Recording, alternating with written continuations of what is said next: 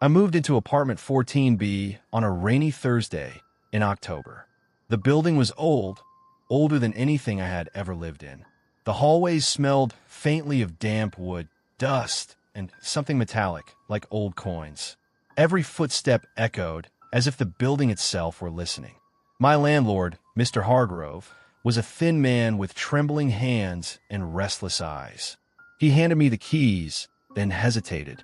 "The walls are a little thin," he said quietly. "If you hear anything at night, just ignore it. Old buildings make old noises." He forced a smile, but it never reached his eyes. I laughed it off.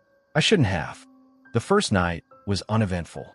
The second night, at exactly 2:17 a.m., I woke to a faint sound. Talp, talp, talp. I lay still, staring into the darkness. Then a whisper drifted through the wall beside my bed. "Can you hear me?" I froze. The voice was soft, trembling, almost desperate. I sat up slowly and pressed my ear against the cold wallpaper.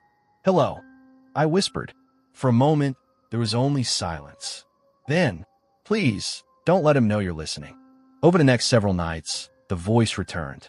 Always at 2:17 a.m., always in a whisper. She said her name was Evelyn. She sounded frightened, like someone hiding from something unspeakable. "He's still here," she would say. "Who?" I asked. A long pause, then barely audible. "The man who put me in the wall." I laughed nervously the first time she said it.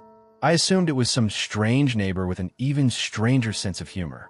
But Evelyn never laughed. And each night, her voice grew weaker. The next morning, I asked Mr. Hargrove about the apartment next door. His face went pale. "There is no apartment next door," he said.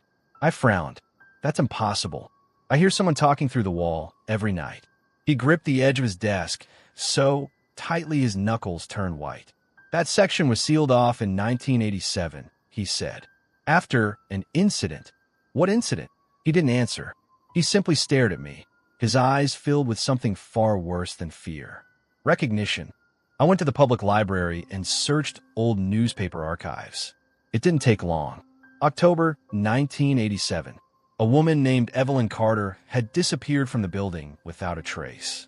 Witnesses reported hearing screams the night she vanished. Police searched every apartment. They found nothing. No body. No evidence. No answers. The case went cold. Until now. That night, at exactly 2:17 a.m., Evelyn returned. Her voice was weaker than ever. Barely a breath. "He's watching," she whispered. My blood turned to ice. "Who is he?" I asked. Then came 3 slow knocks. From inside the wall. "Knock, knock, knock. Please," she begged. "You have to find me before he finds you." Then the whisper changed. It deepened, twisted. A man's voice, low and raspy, slithered through the plaster. "She talks too much." I stumbled backward, my heart hammering against my ribs.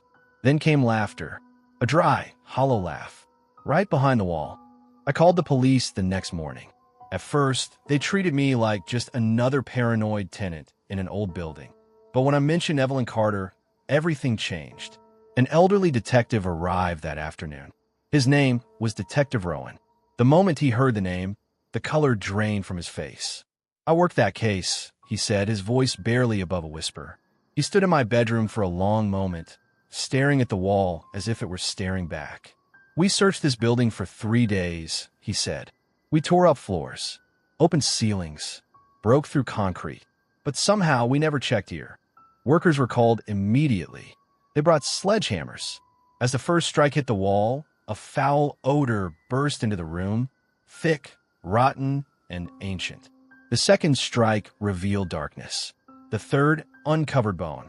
Everyone froze. Then, slowly, the wall crumbled away. Inside was a narrow, hidden cavity. And there, curled into an impossible position, were the skeletal remains of a young woman. Her fingers were bent and broken. Her nails had scraped deep grooves into the brick, as if she had clawed desperately for escape. On the inside of the wall, etched into the mortar in jagged lines, were 2 words. Detective Rowan staggered backward. Then one of the officers noticed something else. Behind the skeleton, another set of bones. Larger. Male. The skull was cracked clean through.